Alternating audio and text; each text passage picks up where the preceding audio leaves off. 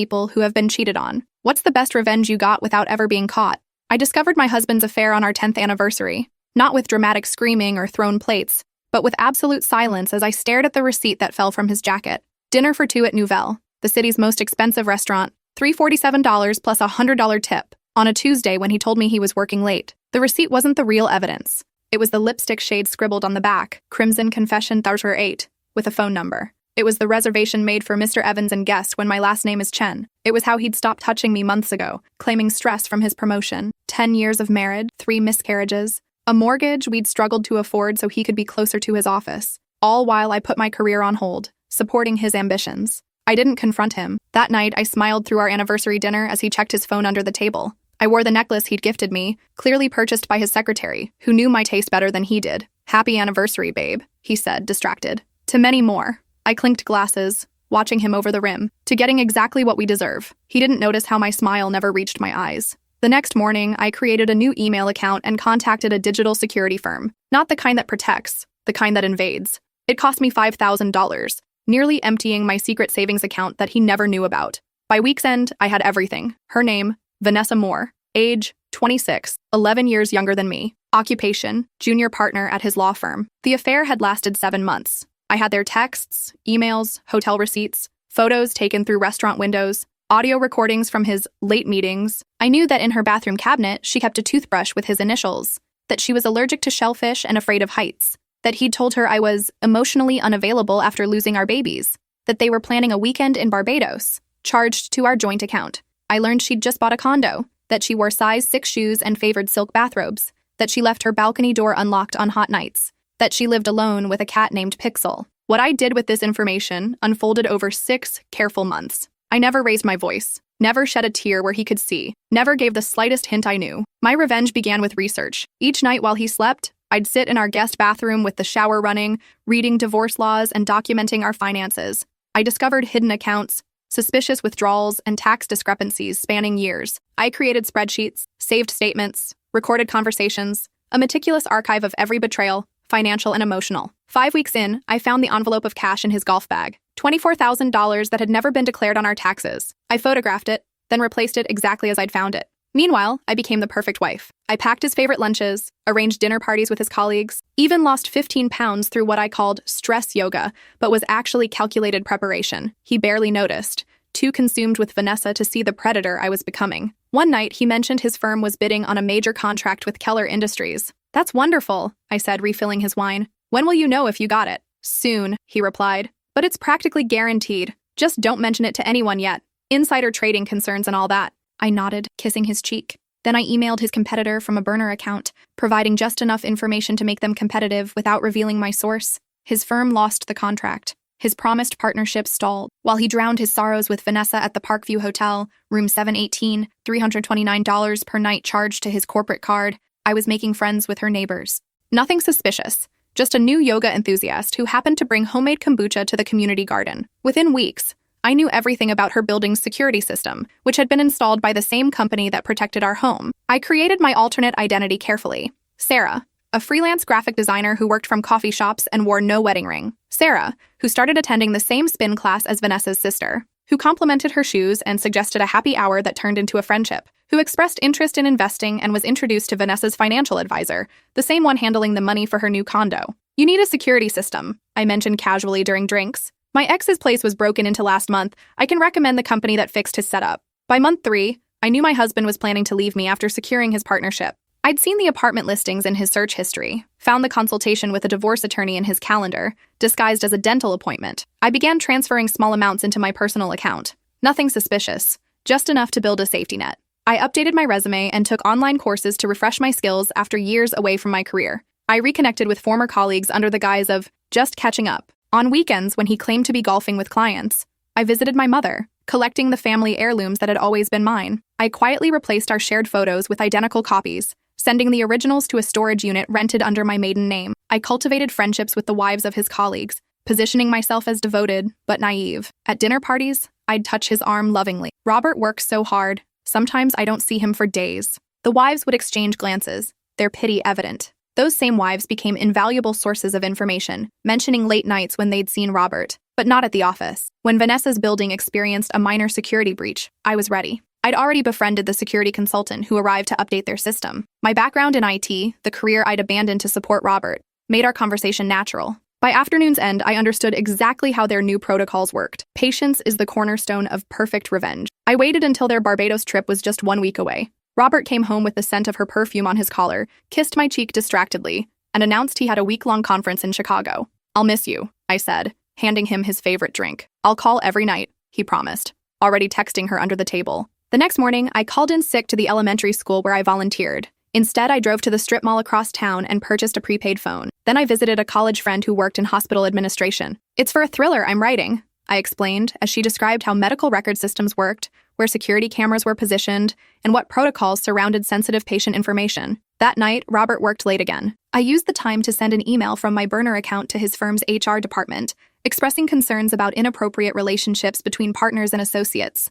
I was careful, just vague enough to prompt attention without targeting anyone specifically. The following day, I visited the pharmacy where Vanessa filled her prescriptions. I didn't do anything illegal, just stood in line behind her, noting her medication while pretending to check my phone. Later, I researched what those drugs were prescribed for: anti-anxiety medication, birth control, and something for an autoimmune condition she'd never mentioned to Robert, according to their texts. 3 days before their trip, I made my first truly active move. While Robert slept, I accessed his laptop using the password I'd watched him enter countless times. I forwarded compromising emails to my secure account, then booked a surprise couples therapy session for the exact time they planned to be at the airport. "We need this," I told him over breakfast. "I've been feeling disconnected." "I can't," he said immediately. "Work emergency that day." I let my eyes fill with tears. "It took months to get this appointment." He sighed dramatically. "Fine, I'll move some things around." He canceled moments after I left for my volunteer shift. I watched the notification arrive on my phone and smiled. That afternoon, I put on a wig and glasses and went to the coffee shop below Vanessa's office. As expected, she was there, finalizing preparations for their trip. I sat close enough to hear her order: soy milk, extra shot, light ice, before leaving. The next day, I waited until Robert left for work, then called Vanessa's office. "This is Dr. Warner's office," I said to the receptionist. "We've had a testing irregularity with Vanessa Moore's recent blood work. It's probably nothing, but with her condition, the doctor wants to repeat the test before she travels." 2 hours later, I watched from my car as Vanessa entered the medical building. I gave her 15 minutes, then called her cell from my prepaid phone. "Ms. Moore, this is airport security. We've flagged a potential issue with your upcoming travel. Could you verify your destination and dates?" I listened as she confirmed everything: flight numbers, hotel, return date. "Thank you," I said. "This appears to be a mistake in our system. Enjoy your trip." That night, Robert came home with roses and takeout from my favorite restaurant. "I've been distant," he said. "Work has been crazy. Let me make it up to you." It was guilt, not affection. The roses had been bought at the supermarket across from Vanessa's condo. I knew because I'd followed him there. "I was thinking," I said, twirling pasta on my fork, "we should update our wills. With all these school shootings in the news, it got me worried about the future." He looked startled. "Our wills are fine, but we did them before your promotion. The assets have changed." I sipped my wine. "Unless there's something you don't want me to know about?" He agreed too quickly, attempting to change the subject. I let him, knowing I'd planted the seed. The day before their trip, I executed the first part of my endgame. I sent an anonymous email to the hotel in Barbados, expressing concerns about a guest planning to smuggle something illegal. I included their reservation details and Robert's history of carrying large amounts of cash. Then I forwarded evidence of his financial improprieties to the firm's senior partners from an email account that appeared to belong to a concerned client. At midnight, Robert's phone rang. He took the call in the bathroom, but I could hear the panic in his voice. When he emerged, his face was ashen. "Problem at work?" I asked innocently. "Just a client issue," he lied. "Nothing serious." I knew the partners had called an emergency meeting for first thing in the morning. His Barbados flight would leave at 11 a.m. The timing was perfect. As he left for the office the next day, I kissed him goodbye as usual. "Don't forget we have dinner with the Millers tonight," I said, a dinner I'd never actually scheduled. "Right," he said distractedly. "See you then." He wasn't going to make it to the airport. The partners would keep him all day, discussing the financial irregularities that had mysteriously come to light. While he was gone, I visited Vanessa's condo building, dressed as a delivery person with a package that required a signature. I knew from my research that she'd already be at the airport, alone, waiting for Robert. The security guard, the same one who'd seen me with her sister, waved me up. I didn't break in. I didn't have to. I simply left the package. A Barbados travel guide with a note that read, "Something came up, can't make it. Will explain later." R at her door, clearly visible to the hallway camera. Then I drove to the airport and watched from the terminal as she repeatedly called Robert, her face crumbling when he didn't answer because he was in meetings with increasingly suspicious partners. I watched her eventually board the plane alone, unaware that her romantic getaway had just become a very expensive solo trip. Robert didn't come home that night. At 3 a.m., he called from a hotel near his office. Emergency with the Keller situation, he slurred, clearly drunk. Might need to fly to their headquarters tomorrow. Don't wait up. Of course, I said. I understand. While he was dealing with the professional implosion I'd orchestrated, I was implementing the final phase of my plan. I emptied our joint accounts into a new one under my maiden name. I reported our savings bonds stolen and had them reissued to my private P.O. box. I transported the last of my personal treasures to my storage unit. And I visited a divorce attorney, the most ruthless one in the city, bringing my meticulously documented evidence of Robert's affair, financial deceptions, and tax fraud. Mrs. Evans, she said after reviewing my files, I've been practicing family law for 27 years, and I've never seen someone come in this prepared. I believe in being thorough, I replied. When Robert finally came home 2 days later, he looked destroyed. The partnership was on hold pending an investigation. His corporate credit cards had been suspended, and Vanessa had gone radio silent after discovering he'd stood her up for a half-empty resort in Barbados. We need to talk, he said heavily. I nodded, the perfect picture of a concerned wife. What's wrong, honey? It's complicated. He rubbed his face. Work stuff. You can tell me anything, I said, touching his hand. We're partners, remember? The irony was thick enough to cut with a knife. He manufactured a story about corporate restructuring and temporary financial constraints. Asked if I would mind if we economized for a while. I agreed immediately, presenting the devoted wife ready to sacrifice. That night, as he slept the exhausted sleep of a man whose life was unraveling, I sent one final email to Vanessa from his account that I'd long since accessed. I can't do this anymore. My wife is pregnant. I'm sorry. I wasn't pregnant, of course. But the doubt would linger in Vanessa's mind, especially after I started wearing loose clothing and declining alcohol at company functions,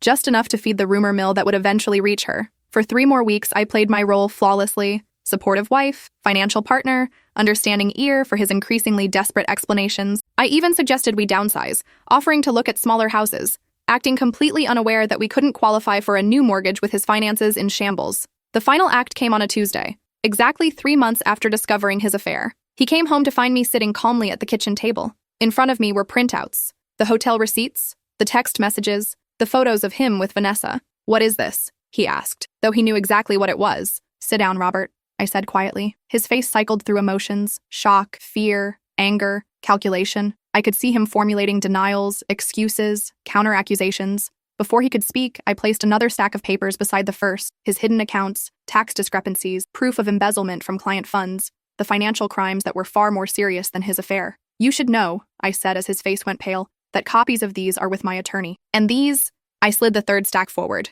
are divorce papers. You can't, he began. I already have, I interrupted. Your partners received anonymous evidence of your financial improprieties. The IRS has received an anonymous tip about your undeclared income, and Vanessa believes you abandoned her because I'm carrying your child. He stared at me, finally understanding. You did this, he whispered. All of it. I smiled for the first time in months, a real smile that reached my eyes. This house is paid for in my name, I continued. The investments are secured in accounts you can't access. Your career's over, Robert. Your girlfriend thinks you're a liar, and your options are these. I slid the divorce papers closer. Sign these now, agreeing to my terms, which are actually quite reasonable given what I know, or tomorrow the district attorney receives evidence of your crimes. You vindictive bitch, he hissed. You've been planning this for months. No, I corrected him. I've been executing this for months. I planned it in a single night while you slept beside me after fucking her. He lunged forward, but I was prepared. The recording device was already running. That's assault to add to infidelity and financial crimes, I said calmly. Not your best move. In the end, he signed. What choice did he have? The terms were brutally straightforward. The house and 70% of our assets remained with me. He kept his car, personal possessions, and enough money to start over somewhere less expensive. Most importantly, he signed a non-disclosure agreement preventing him from ever discussing our marriage or divorce. You won't get away with this, he said as he signed the final page. I already have, I replied. In fact, no one will ever know what happened except you and me. To everyone else, we simply grew apart. I'll speak kindly of you in public, express sadness about our separation, perhaps even shed a tear at dinner parties. He stared at me with hatred and something else, a dawning respect. The perfect crime, he said bitterly. Not a crime at all, I corrected. Just justice. 3 days later, he moved out. The firm's investigation continued, but without enough evidence for criminal charges. His reputation, however, was destroyed. No law firm in the city would touch him. Vanessa had already begun dating a surgeon she met in Barbados. As for me, I returned to my career, sold the house for a comfortable profit, and moved to a lakeside cottage I'd secretly purchased months earlier. I volunteered at a women's shelter, teaching classes on financial independence. I traveled. I thrived. Sometimes at night, I think about what I did and feel a moment of remorse. Not for him, but for the woman I had to become to survive him. Then I remember how he described me to Vanessa in those texts. Emotionally broken after losing our babies. A convenient housewife. A stepping stone to something better. And I sleep just fine. 2 years later, I received a text from an unknown number. I know what you did. I stared at the message, heart pounding. Had I missed something? Left evidence? Was Robert finally making good on his threat? Then a second message appeared. This is Vanessa. Can we meet? She was waiting at a coffee shop downtown, looking older than her years. The promising legal career had stalled after the scandal. New firms asked too many questions about her abrupt departure from Robert's company. How did you know? I asked after we'd settled with our drinks. I didn't. Not really, she admitted. But things didn't add up. The timing was too perfect. The professional implosion, the financial disasters, the pregnancy that never seemed to materialize. It felt orchestrated. I said nothing, neither confirming nor denying. He didn't just cheat on you, she continued. He cheated on me too. There were others. This surprised me. My investigation hadn't revealed additional affairs. After you, he moved to Cincinnati, Vanessa said. Got a new job, a new girlfriend. But old habits die hard. He embezzled from them too. Got caught. Now he's facing charges. I sipped my coffee, wondering why she'd contacted me. I'm not here for an apology, she said, reading my expression. What we did to you was unforgivable. I'm here because... She hesitated, then pushed a file folder across the table. Inside was a business proposal. A consulting firm specializing in helping women navigate financial separation from abusive partners. All legal, all ethical, but using the same investigative techniques I'd employed against Robert. Your skill set is... unique, she said. And there are so many women who need what you know. I studied her face, looking for traps, for hidden motives. Why would I trust you? I finally asked. You shouldn't, she answered immediately. Trust the business plan, the market research, the financial projections. I've spent a year developing this while working at a shelter. The need is real. And your role would be? Legal consultation. Many of these women need attorneys who understand financial abuse, who won't judge them for staying too long or for fighting back. I closed the folder. I'll think about it. As I stood to leave, she caught my arm. He told me you were cold, she said quietly, incapable of passion. But it takes a burning passion for justice to do what you did. I underestimated you. He underestimated you. I don't want to make that mistake as a potential business partner. 6 months later, Phoenix Consulting opened its doors. Our tagline, printed in small text on understated business cards, rising from the ashes of what tried to destroy you. We never advertised our services. We didn't need to. Women found us through whisper networks, through shelter referrals, through the quiet solidarity of survivors. To the public, we were just another financial consulting firm. To our clients, we were salvation. And on the wall of my private office, visible only to me, hangs a small framed receipt from Nouvelle Restaurant. A reminder that the best revenge isn't just about getting even. It's about becoming unstoppable. The firm grew rapidly. Within 2 years, we had offices in 3 cities, all places with concentrations of wealth and consequently concentrations of entitled men who discarded wives like upgrade-ready smartphones. Our services weren't cheap, but we operated on a sliding scale. Wealthy clients subsidized those with fewer resources. We took pro bono cases when we identified women in particularly dangerous situations. What we did existed in a gray area. Not quite legal investigation, not quite therapy, not quite financial advising. We were careful to maintain appropriate licenses and certifications, to document everything defensively, to always stay on the right side of the law. Our staff expanded to include forensic accountants, private investigators, cybersecurity experts, and therapists specializing in trauma recovery. Many had their own stories of betrayal. All were committed to our mission. We helped women recover assets hidden in offshore accounts, documented patterns of emotional and financial abuse that strengthened custody cases, taught clients to protect themselves digitally, to recognize gaslighting,